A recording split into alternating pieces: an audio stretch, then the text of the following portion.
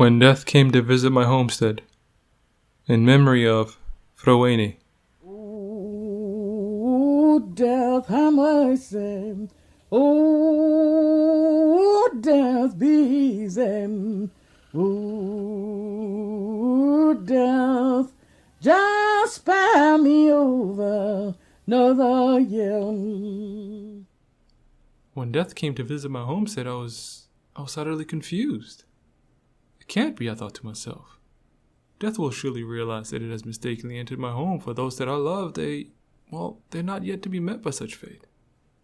So I calmly directed death to the next house down the road, only to realize that the darkness of the night had swallowed all the surrounding homes.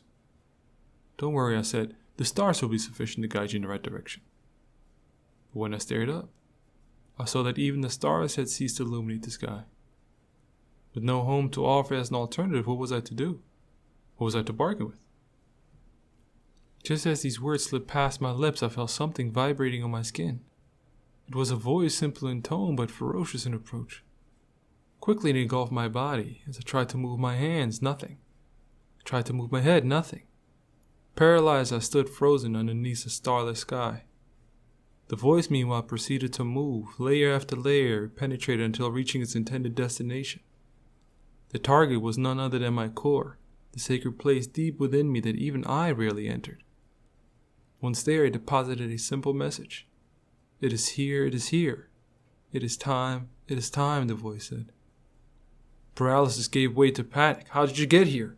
Show yourself. I did not want to admit it, but it was already too late. I was shook, violated, left to feel a stranger in my own home. Was this not my safe space? Was this not the place where only the invited could enter? It was then that death finally chose to speak. Indeed. Entering your home are only those you have invited, but know that I am not one of your kind. I roam the alleys of life and have done so since the beginning of time. I do not require permission from anyone. These invitations you speak of, well, those are reserved for beings like yourself whose existence is temporal. My presence is unlike yours. Wherever there is life, there is me. And no home is left untouched, and no mortal is spared from the fate that awaits them. Wait, just hold on a moment. My loved ones, you can't take them, you can't. They're kind people, really kind people. I mean, they give, they help, they love, they're good for the world. Doesn't that count for something? Look, I know it's dark, but I promise you, I can show you where all the bad people live. There are plenty of them, and you get to choose whoever you want. Just don't take my loved ones, please. Don't, I beg you, just show mercy. You amuse me with your foolish requests. I do not abide by your moral decrees. Do you really think you can tame me with the same rules meant to hold your kind at bay? No. In this evil creature, you are mistaken. No, when I visit the homes of mortals, the choice on who remains is mine and mine alone. Here you are pleading for mercy. Let's see. Well, know that mercy is what I show with every breath you are able to take, so be grateful. Be grateful for what has been. Don't view in anger that which will not come to be in the future. Grateful? You want to steal my loved ones and I'm supposed to be thankful? You instill fear into our hearts, you rob us of our loved ones, you terrorize our minds, and then you have the audacity to say I should be thankful? No, never. You and your foul acts, you sicken me. I'm not a toy, I'm not a plaything for your pleasure. Pleasure? Who says such feelings guide my actions?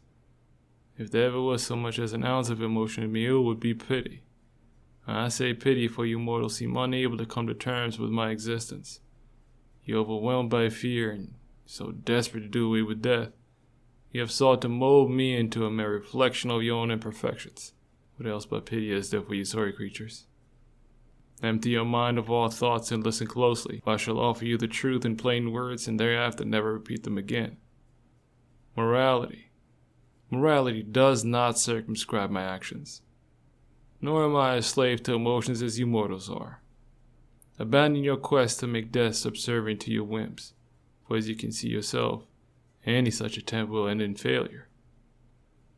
Etch my words in your mind and know once and for all that I am not of your kind.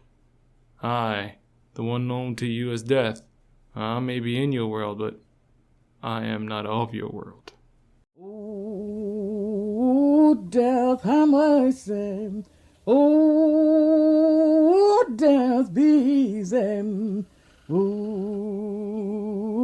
death, just spare me over another year. Uttered as they were, the words death had spoken plunged me into the depth of my own conscience. Everything around me stood still and silence reigned supreme, submitting even the smallest of sounds to its will. An hour turned into a day into a week, and a week into a month. This is how long I spent hibernating while exploring my innermost fears and joys. For so long I had relished in my willful ignorance, pretending as though death was of no importance to my life. In those days, the few times that I did encounter death, I had done so from afar. It was my neighbors, not I, who had to welcome death into their homestead. Of course, I felt sympathetic to their plight, but deep within me I knew sympathy is expressed only by those whom suffering had not yet befallen. For if I had known suffering, it is empathy, not sympathy, I would have felt. Void of such painful experience, I was able to maintain with such ease the lie that I was invincible. Ignorance is bliss, yes. That is indeed the way I lived. All this is in the past now.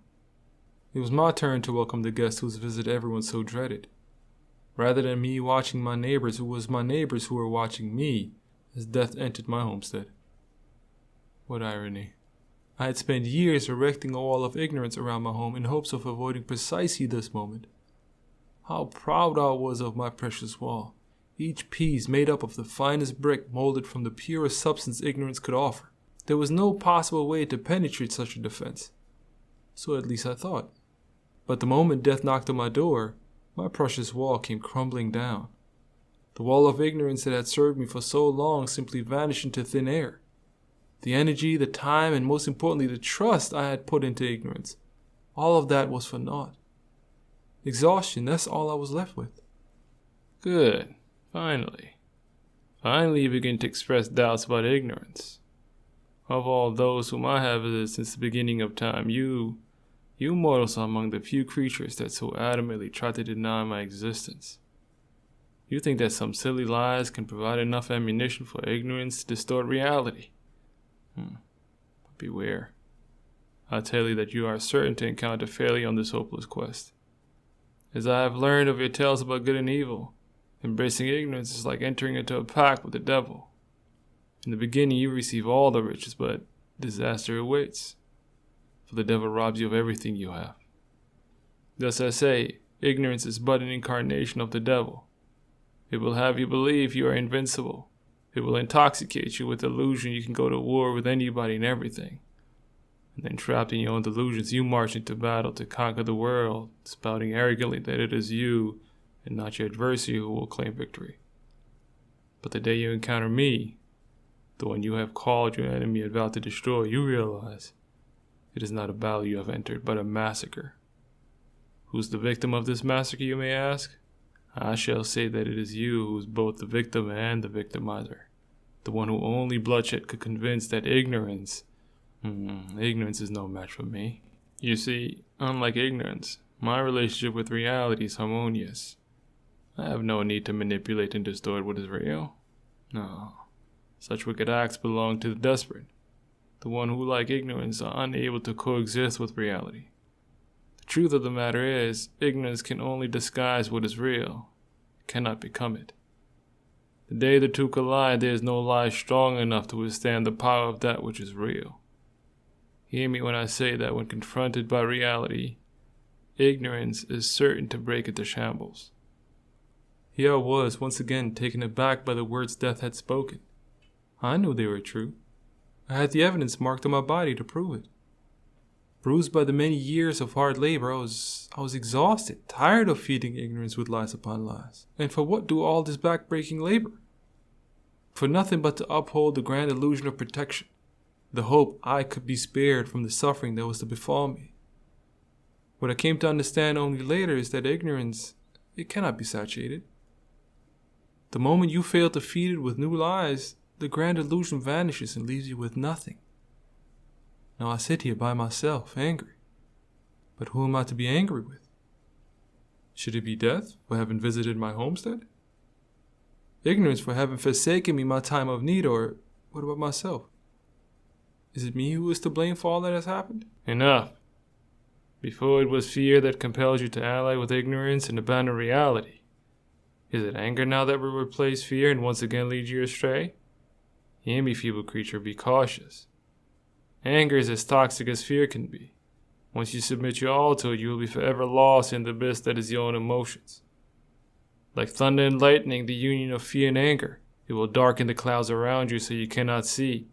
It will assault the eardrum so you cannot hear, and it will set you ablaze until all that is left of you is ash. I know it is release you are seeking, but you must do so with vigilance. Moving from fear to anger is like running your fingers along a seamless thread. So smooth is the transition, you will fail to notice when you switch from one to the other.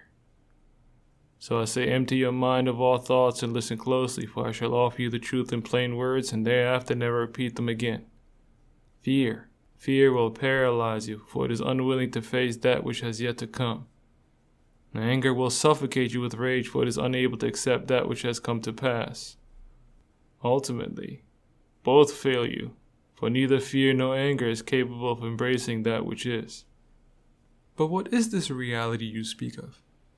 Is it a reality where I cannot touch, see, or speak to my loved ones?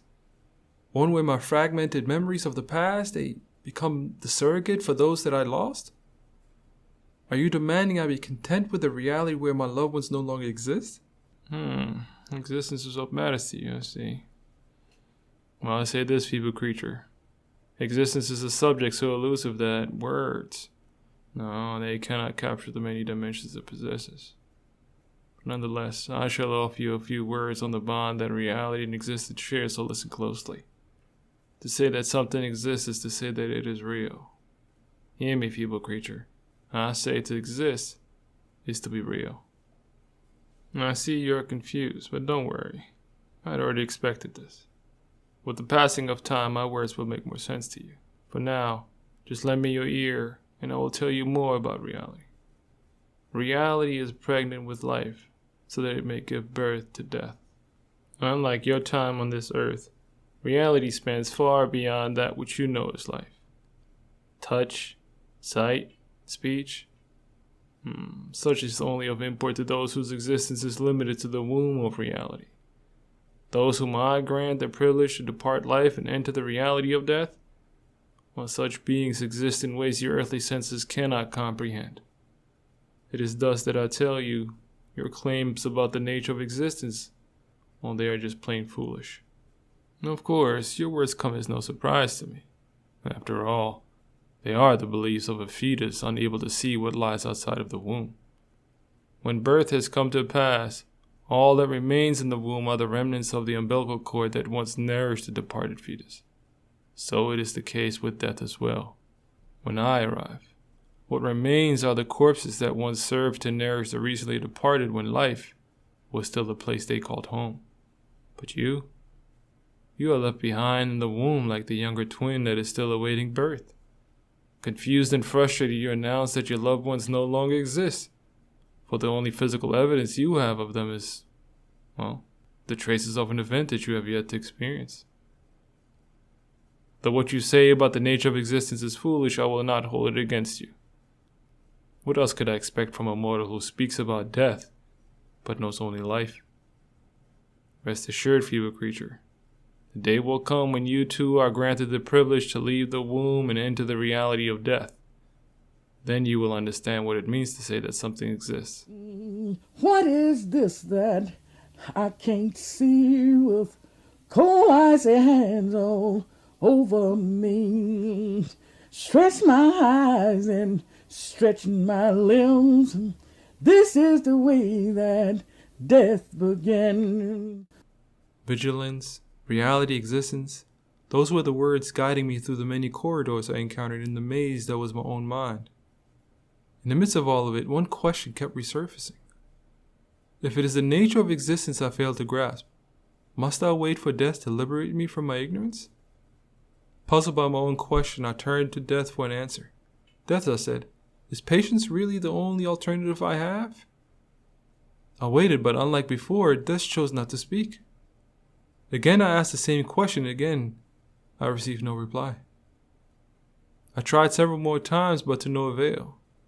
For reasons unbeknown to me, Death had just walked away from my conversation before I was ready to part ways. Here I was, equipped with many more questions and eagerly searching for answers, yet lacking the source that could provide them. Unannounced, Death had entered my homestead, and unannounced, Death had just left it. I guess this is just the way it works. The only thing left for me to do was to say my farewells, and so I did. Goodbye, Death, until we meet again. Only then I hope to have grown into a better host. Oh, Death, have mercy. Oh, Death, be easy. Oh, Death, just spare me over another year.